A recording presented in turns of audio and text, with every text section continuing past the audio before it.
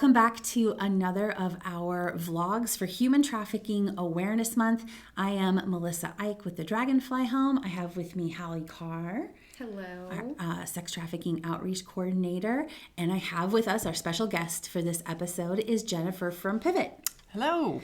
And so this series that we're doing this month is, first of all, dispelling the myth of the highways in Oklahoma. Human trafficking is not about the highway system here. It's about a lot of hard situations that people in our state face every day that traffickers are really, really good at taking advantage of. And the more we understand this, the more power we take away from them and the more we're able to identify people that we can help. So Jennifer, would you like to just tell the people more about yourself? And Sure. So again, my name is Jennifer. I'm the director at Pivot, a Turning Point for Youth. We primarily serve young people between the ages of 12 and 24 in the really three key populations. So young people that are in DHS custody and aging out of care, those in juvenile justice or exiting juvenile justice, and then the third population often find themselves in those first two populations, and those are young people experiencing some level of homelessness. And then what we do is we wrap around them in our hope-centered services, so of housing, sheltering and basic needs, overall health, permanent connections, and then education and employment. We know that if you can address those areas really for any human, but especially those that have risks or barriers, they're more likely to be successful in the long run. Gosh, just even hearing you give that brief overview, there's so much overlap in, I think, vision and values. So that wraparound care to reduce holistically vulnerabilities to all kinds of hard things happening. And then that also sets people up for success. And I think I would imagine really setting people up for the self-directed ability to build one's life, to make those decisions, to equip them to be in that driver's seat. Yeah. And especially like our age group have oftentimes, especially in those populations, may or may not, but most of the time not, had really good role models that can show them how that happens, what that looks like. And a lot of times it's because they had their own trauma, their own barriers, their own risks. And so it just makes it more difficult for them to be able to do that. So yeah, that makes so much sense. So Dragonfly and Pivot have partnered together for quite a while. For a long time, yes. Yeah. So talk about some of the ways that partnership has worked out. Yeah. So definitely whenever we have a situation where human trafficking is involved, you're our go-to, right? We see you as the experts and for the knowledge, the skills, resources. And then on the other side of it, when you have a young person who is vulnerable and we're having that experience, you oftentimes look to us and our expertise on how that we can serve them, whether it's in housing or through case management or all those things that I talked about in those wraparound services. Right, because specializing in trafficking is important. Specializing in this age group is important. Yes. We have to have, and no one can do all of it. Correct. We always say that people need to specialize and follow like their calling and their passion for what's most on their heart, because in doing so, we're tackling a lot of problems. For sure.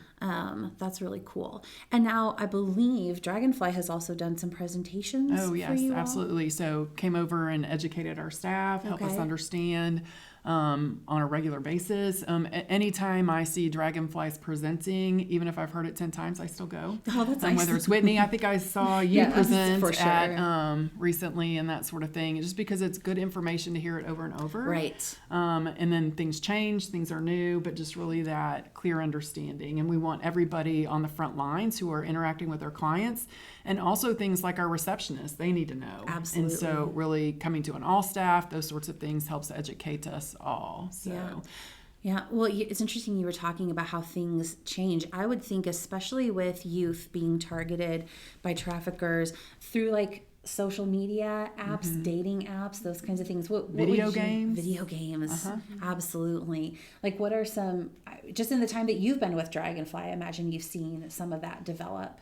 Oh, for sure. And I think that's one of the things that I've really noticed is when I was first coming into this field and getting involved, I was so tech involved. I had a phone like a touch phone when I was in 5th or 6th grade. So I had very unrestricted internet access, was always online. And so coming in and starting to build some type of online trafficking prevention or education toolkit, made me realize how much things have developed even since I had a phone. So as much as I was in the tech, I'm on all the apps, doing all the things. Kids have a lot more time than we have on their hands to sit around on tech, figure stuff out, become experts at tech and how to use it. And that is what I've seen is kids getting really comfortable on apps and tech. And so they feel like, I know how to use all this stuff. I know how to get around all the things. So I must know how to protect myself. And that doesn't always translate. No, it doesn't. Yeah, like in our community intervention center, which is where law enforcement who, if they pick up a young person and they don't meet detention requirements, they come to the community intervention center for 24 hours. It also allows us to take runaways, and that's where we've seen and identified a lot of young people that are experiencing trafficking and or the potential for it. So one situation was there was a young person, I'm talking on the internet, which is a wonderful thing, but also terrible, where they were talking to what they thought was their boyfriend in another state. They sent him a fake ID, some money, and a bus ticket. And so they got here to Oklahoma City, and then they were going to have to transfer the ticket. Thankfully, somebody at the bus station recognized that something's not legit here. Wow. Called the police, brought them to the CIC. Sure enough, they were identified as a runaway from another state. We were able to contact the family for them to come and pick them up. Had they gone to California, like, who knows what would have happened, You're right? Yeah. We can guess. Yeah, same situation with a young man who was talking to somebody on a video games, gave him a ticket, like, let's do all the things. And so I just don't think it's like you're saying, they think it's safe and they don't understand the overall risk. And I think you have a really unique point of view and how much you get to see, like that proximity to kids and like how they're actually communicating. And I think that's a big part of it is we are definitely moving away from the stranger danger, I think, overall, which is good for everybody. But especially in the context of trafficking and online safety, kids know that people can lie online. They know the basic internet safety. And now it's really breaking down, okay, it's the relationships you have online and giving them validity, being online relationships, but also then letting kids know that means that there's extra protections to maybe make sure they're in place, making sure even if you do have a friend online or a romantic friendship online, that maybe your friends know about it or you're still talking with people about it to, make it as safe as possible. Yeah, that's a great point. Something that, so Hallie, this year, I think it was just 2024. We're recording this in 2024. There you go. A little bit of a timestamp there.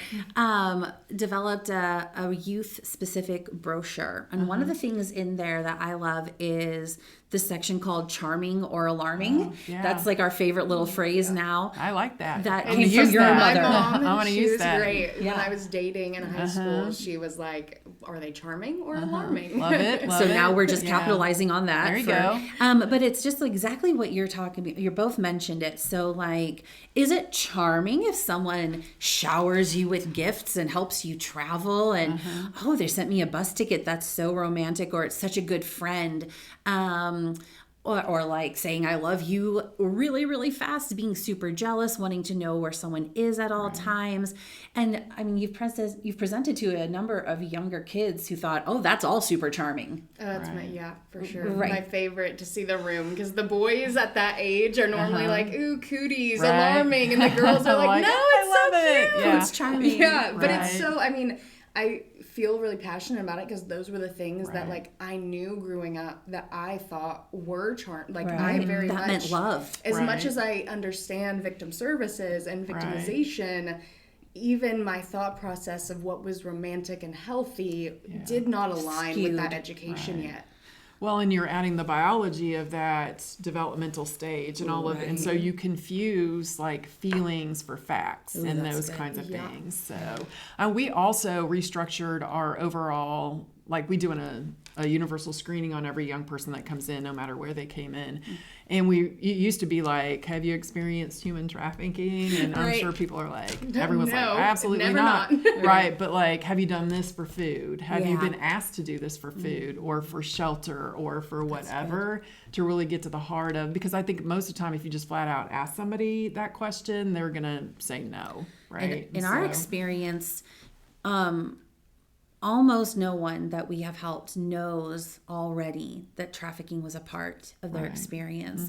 And then we'll serve people. Now this is getting away from talking about youth, but briefly, we'll also serve people who are, let's say, my age, and they hear a presentation about human trafficking and they realize, oh, that's what my mom did to me. That's what my boyfriend did to me 40 years ago, 30, 40 years ago. And so it's so important to actually know those red flags. So what would you say, you talked about your staff learning about trafficking. What was maybe the outcome of them learning about that? Or like, what did they identify as maybe something that they learned that stuck with them? I would like to be on the lookout, and to not just ask have you been human trafficked question? Like, what are those other indicators? What are the red flags? And then how do you intervene? So have come up with a much better process, how to partner with the Bureau of Narcotics. Like if we identify something and say to the young person, are you willing to talk to them? And they're just very responsive and come out and are helpful and that sort of thing. So definitely I think the knowledge is the biggest part, because without it, you can't do step 2. So you have to have step 1 in order to do step 2. Like the area I wish we need to become better in is like, what is that ongoing information look like, prevention. So I think it's a lot more, what are we doing in the moment and how we've identified it, how can we help with that, and then, surrounding them in those services. And would love to do way more in making young people aware of the charming and alarming. I'm going to take that back and be like, we need that brochure. So no problem. Yeah. We'll get you that brochure. We got the brochure. We got it. So you were we were talking about actually before we started recording. You said that for a lot of kids, you said it's a matter of survival in their mind. Could you explain that mentality to the people about how that might happen for youth? Yeah, so especially, let's say you are in a system or you're in an abusive home, those sorts of things, you lack the resources, you lack the support, you're vulnerable, right? And so our number one thing as humans is to get our needs met, and to survive. And oftentimes I think that young people see that's the only opportunity to do that. And so they see it as a conscious choice. They see it as like the solution. But and we're talking about what has been referred to as survival sex. Yes. Okay. Or trading whatever is needed to be able to survive. Yeah. And I think that they don't understand that someone is taking advantage of them. Right. Like that is what is happening, and that's not okay. And so helping educate them in that respect. Do you think that they think they're kind of empowering themselves? Yeah. So let's talk about this idea of survival sex. It's important to know that anyone under the age of 18, both federally and in Oklahoma state law, and I believe across the country, although there's some variance still with state laws, anyone here engaged in commercial sex under the age of 18 is inherently a victim of sex trafficking. There doesn't have to be a third party pulling the strings. It can be just a one-on-one. It can be a young person engaging with someone else one-on-one, and they're like, okay, you give me money or drugs or rent or a place to stay, and I will have sex with you. That exchange of value. In our state, that used to be called child prostitution, a total misnomer. We protect people under the age of 18. That's why we have laws like you can't buy cigarettes if you're under the age of 18. You can't be held to contracts if you're under the age of 18. You can't drink if you're under the age of 21. I guess you could say that those are arbitrary ages, but we have to draw a line somewhere to protect younger people. And so that is what we do we call it survival sex, but the person who's purchasing sex from that young person is committing the crime of sex trafficking.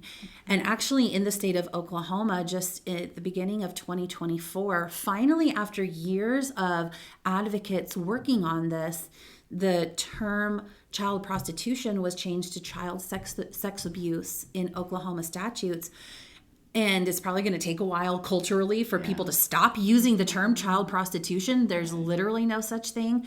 But by changing it in our laws, we're at least taking some steps forward to changing the cultural perspective of that. Yeah. And I think that's a big part of it, and one of the biggest misconceptions that we see in the community, in the public, online, is that regardless of what our state's age of consent is, commercial sex is a business transaction. And it's, a sex act for something of value, and that cannot exist. And I think that for anybody in victim services or working at partner agencies or just general public watching the podcast, I think that's one of the most important points when we're talking about child sex trafficking, because that's the group that gets missed, that looks like adults, so we treat them like adults. And so really that age group of like 15 to 17, there's a real lack of compassion. Right. Yeah. They look older and people think they've chosen. And especially the day they turn 18, right? Because, flip a switch and that now one it's all day, their choice. like I was 17 yesterday and it wasn't okay, and now I'm 18, still not okay. Now but we blame that person for all of it. Even though it might have started back here. Yep, that's right. And again, it's survival, but it's if they could make a different choice, they would. Right. You know what I mean? I think that's the big thing that we kind of always talk about, and we talked about it with Hyra too. That's a big part of the coercion within trafficking, is that for everybody else, it looks like somebody's making an active choice that we wouldn't make. Right. But really, they're making the only choice that does not have a negative, harmful consequence in that moment. So we're not judging kids for doing that. If you got to survive, the blame lies in the person who should know better. The person who is willing to engage with that.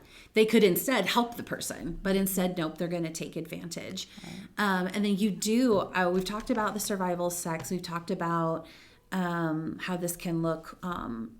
In fact, I'm sure you'll remember this. It was, I think maybe in 2016, that a former Oklahoma state senator, Ralph Shorty, was convicted and is serving time now for engaging in this crime. I believe, now this is stretching my memory, but I believe that he exchanged drugs. Look it up yourself. I might be saying something wrong. You can Google it and find it.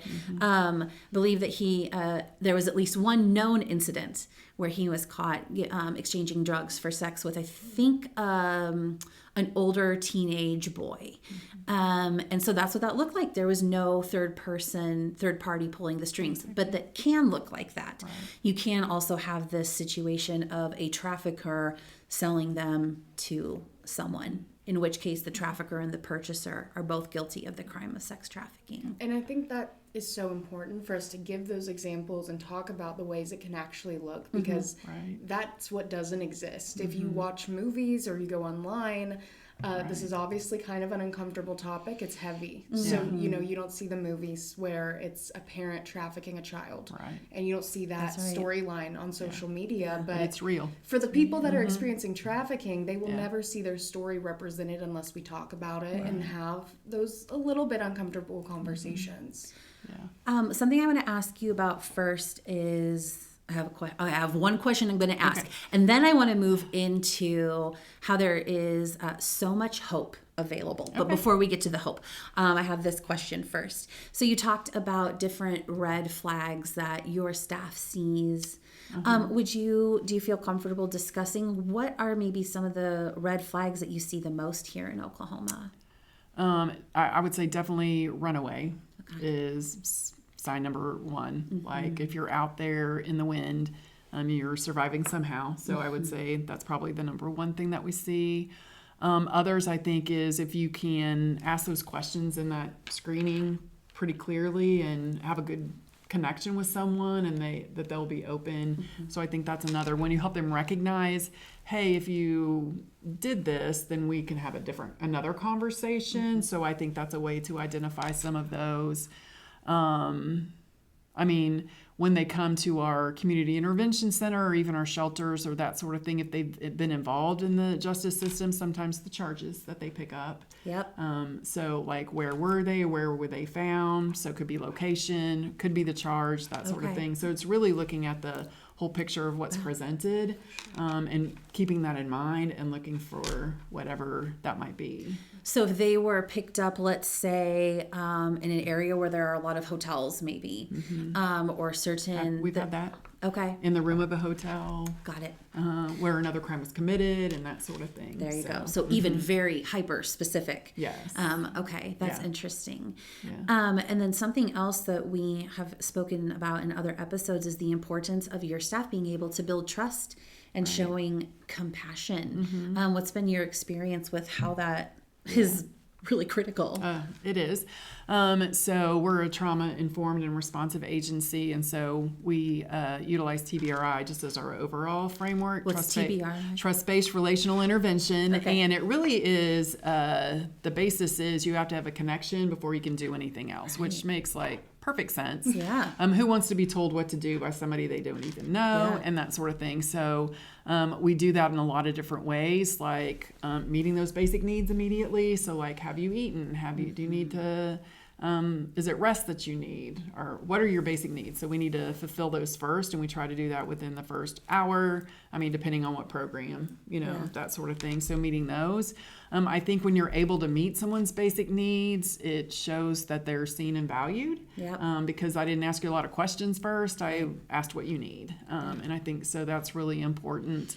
And sometimes we get a long time to build a relationship. Like if you're in our shelter for 2 years, then we're going to have one kind of relationship with you. If you're in the community intervention center and you can only be there for up to 24 hours, then that looks like a different connection. Yeah. But whether we have this much or this much, we're always looking for what does connection look like. And that goes back to training people. Yeah. And then also helping them being aware, like if as supervisors and directors and that sort of thing, when you hear things where it's not consistent with the values that we say because one of our values is connection first. If we're not living that, then that's something that has to be addressed, right? So it's our responsibility to train you effectively, and hear what you have to say. And it's not always easy. Sometimes it's difficult, right? If someone's yelling in your face or whatever, and you're like, hey, I'm trying to connect with you. So, and sometimes that looks like I'm not the best person for that. So I tag team to someone else. Okay. So really the resourcing, the training and that sort of thing, and then monitoring and being aware of that so that we're sure that we are living out those values. So there's a lot of overlap with, I think, when people first come to Dragonfly as well. Very similar. So from our perspective, it's meeting those basic needs and also immediately reintroducing the power of choice.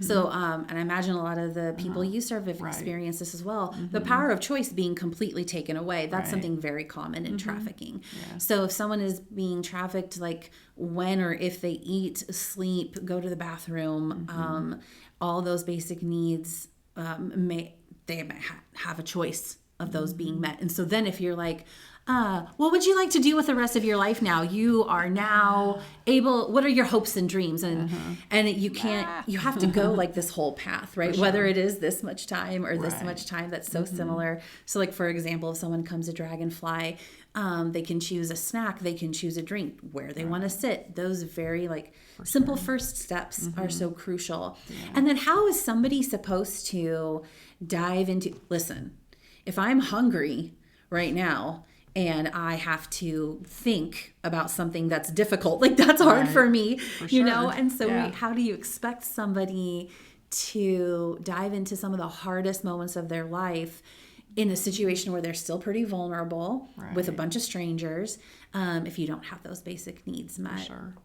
I think the other thing, we really try to help staff understand, is it's not about you, it's about them. Right. And so if you're wanting them to be so grateful and all these other things, then you're not mission focused, right? Because that's not what this is about. And I would say overall, people do a really good job. Yeah, right. But sometimes we're human, and so we forget, or because of our own experiences, we're like, you got more than I ever had, and those sorts of things. So also being attuned to that and reminding that the client is the focus and not our own experiences and all of those sorts of things. It's challenging. And I think a term you mentioned earlier was being trauma informed. And I think that it's kind of become a buzzword. Yeah. I learned the term trauma informed when I first started getting involved in this. Now everyone is talking about being Right. trauma informed. I'm not always sure if people know what that means, but it's exactly what you're talking about. Yeah. So a staff member understanding that however a client is reacting in the moment could be out of trauma and Right. expecting that to be the case. Yeah. And I think coming from that standpoint, it changes the whole approach because it makes it easier to not take things personally. Because I sure hope that people wouldn't take things personally if I have my own traumas, and sometimes those get triggered. So it's really important to have that grace with each other in every circumstance, and then that's also how you build that trust. Yeah. And I always think I'm not doing direct care with Dragonfly at the moment, but I've had different points of advocacy, and I had a mentor that it's just always stuck with me. And I think it's one of the best things to think about as an advocate is that, there's always those instances where you might be met with hostility or, all of these things that come with trauma. Right. But at the end of the day, if somebody, does say things to you or act a certain way in your interaction, it almost kind of shows that you were a safe person because they were allowed a space to say or get out their feelings however they wanted without consequence. So, if somebody's rude to me in this setting, yes. That's, it is what it is. It's totally fine. We get to move on with our day where maybe their whole life, if they've ever tried to speak up against something or really put their foot down on something, they were met with a consequence. And so it's almost kind of like an honor to be that sounding board, to be there, that you're a safe space for them to kind of get out those frustrations. And I think for all advocates, they've all had some type of situation where they can think about that. And I think that's an easier way to kind of reframe it to being trauma informed. So I think the important thing is knowing that we're providing a safe space for people. For sure. And like I get to see it every single day. Like our staff is phenomenal, and I see them do it in the small ways and the big ways, and it's just a beautiful thing. Yeah. You know what I mean? It's almost like a dance, especially when they do it together. I used to sit in one of the offices I had a big middle room, and it would be just like a lot of action. And I would just see it like Terrell would come from the CIC and go talk to Chantel, the clinical director, because they needed something, and then this person comes out, and then it's just like they all do it together. I know. It's like, it is this really is amazing. Cool. Yeah. It is. It is. And then knowing the outcome of all of that choreography is changed lives. So let's talk about that. Let's talk about, so we're both serving communities of people that overlap in a lot of ways. That have been through some really hard things, but then we also have that amazing viewpoint of getting to see the hope that comes after people get help. And what would you like to say about that? So we've really embedded in the science of hope recently. Chan Hellman's, Dr. Hellman's. We got that training too. So let's just briefly say what that is, the science of hope, and that is with Dr. Chan Hellman Dr. out Chan of Hellman. OU. Okay, we'll link to it. And so, and it really, I think even like my knowledge of it has grown substantially, because I think a lot of times people think hope is something that's just internal, and you either have it or you don't, or today you're hopeful and tomorrow you're not. But like his research really shows that part of it's your own experience, but the other is those pathways that we give people. And I think that's a lot of what we do as service providers, nonprofits, and that sort of thing. And then the understanding, the other important thing I think about it is that hope is a social gift that we can give to one another.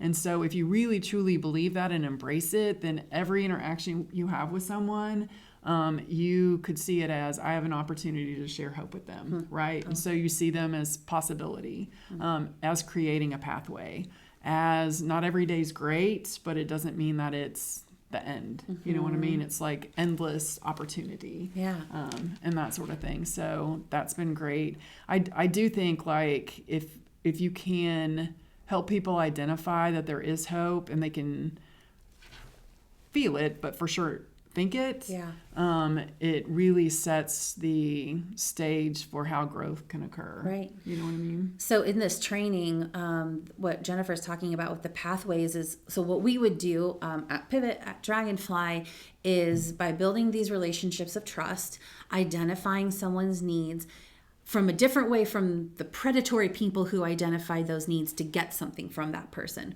We're identifying needs to work with someone to find a solution, and then to walk alongside day after day, or however long we have that time available, to work toward those solutions, and then providing that support for the hard days where hope can feel really far away, reminding someone that the pathways are there, we're walking those pathways together, and then you can build a new pathway, and then you can get further and further. And I think that sounds like our values really align with that. Is there any particular story that you would like to share? Oh, gosh. I know this is putting you on the spot. And so. Well, I would definitely say the number of runaways that we've come from talking on the internet has been profound, and the ability to connect them back to their families, and just thinking of what could have happened. I mean, we've had young people who have had familial trafficking situations, and we're able to take them out of spaces they weren't safe in and provide that safety, and then see them go off and do incredible things. Right. Whether that's jobs or college, which has occurred, those sorts of things is just, they deserve that. And but yeah, again, I think every day just having that opportunity to try and make an impact. Yeah, which you are. Yeah. It's incredible. Yeah. It's a great privilege for sure. Yeah. And so it's funny because we work with really heavy topics, and we see really hard realities, and we get involved with those realities. We're not just kind of like, a passing glance. Right. It's really getting involved, but then it's an incredible privilege to then see the other side of that. The other side of what it means you're providing literal pathways out of bad situations, and into a totally different future. That's kind of always what we talk about when we're talking about what is anti-trafficking work, what is preventing trafficking, because there's, anti-trafficking work can look a million different ways, but it is that. It is building the pathways of hope so that nobody is ever in a situation to feel like a trafficker is their only option, or that situation is the end situation. And so I think that's kind of the thing we found with discussing with all of our partners and things, is that we are all doing anti-trafficking work, just in our own specialization. Right. Yeah. So Jennifer, if there's somebody who is thinking maybe they themselves are interested in reaching out to Pivot for help, or they know someone who could access your services, what do you suggest they do, and how can they get in touch with Pivot? Yeah, so the easiest way is to go online to pivotok.org, click on I Need Help, and there's a simple jot form. There you go. And then it will be given to the most appropriate person. If you need immediate help, call us at 235-7537, and someone can assist. And we acknowledge that it takes a lot of courage to reach out, whether for yourself or for someone else. But the point is that on the other side of reaching out is a listening ear, is non-judgment, is help without strings attached. And there are other pathways. And if you or someone you know could use help with a trafficking situation, you can reach out to us at thedragonflyhome.org, or our 24-hour human trafficking helpline at 405-212-3377. Jennifer, thank you so much for taking the time to join us. Thank you for the opportunity. I appreciate it. And we love Pivot, and we're so Likewise. excited to continue working with you all in your good work. All right. Thank you. Thanks.